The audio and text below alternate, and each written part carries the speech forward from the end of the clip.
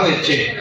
ভারত একটা অসাম্প্রদায়িক গণতান্ত্রিক রাষ্ট্র থেকে ধীরে ধীরে একটা সাম্প্রদায়িক হিংস্র রাষ্ট্রে পরিণত হয়েছে ইসরায়েলের সংস্পর্শে এসে। এই সংস্পর্শ এবং সংযোগ বাংলাদেশের ইসলাম, বাংলাদেশের মুসলমান এবং আমাদের দেশের ভূখণ্ডের সার্বভৌমত্বের জন্য বড় হুমকি হিসাবে দেখা দিয়ে শহীদ রাষ্ট্রপতি জিয়া এই ট্র্যাজেডিটাকে উল্লেখ করে বাংলাদেশকে অর্থনৈতিকভাবে স্বনির্ভর করা, বাংলাদেশের প্রতিটি মানুষের কর্মসংস্থানের ব্যবস্থা করা, পৃথিবীর সেই রাষ্ট্র স্থায়িত্ব লাভ করেছে, টিকে থেকেছে, যে কোনো প্রতিকূলতাকে তারা জয় করেছে।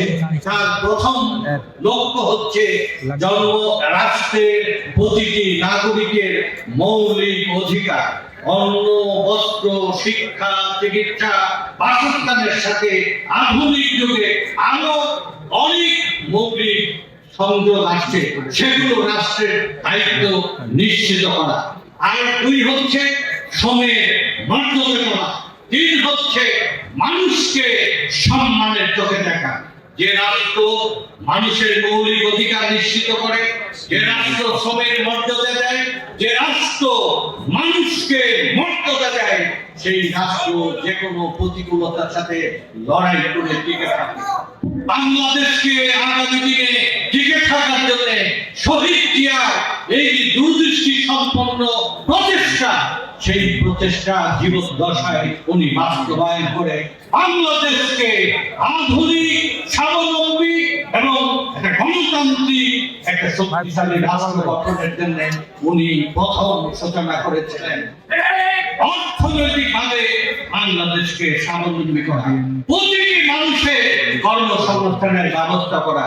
মধ্যপ্রাচ্যের বাদশাহ রাষ্ট্রপতিকে কত অনুদান সাহায্যের প্রস্তাব রেখেছিলেন, রাষ্ট্রপতি বলেছিলেন আমার দেশের মানুষের কর্মসংস্থানের ব্যবস্থা করেন। 2 কোটি মানুষের যে উপার্জন, সেটা শহীদ রাষ্ট্রপতি অবদান।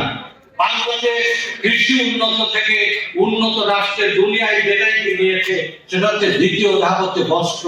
এই যে আজকে বস্ত্র শিল্প, এই বস্ত্র শিল্পের সূচনা করেছে শহীদ জিয়া, যার থেকে বিদেশ থেকে আয় আসে।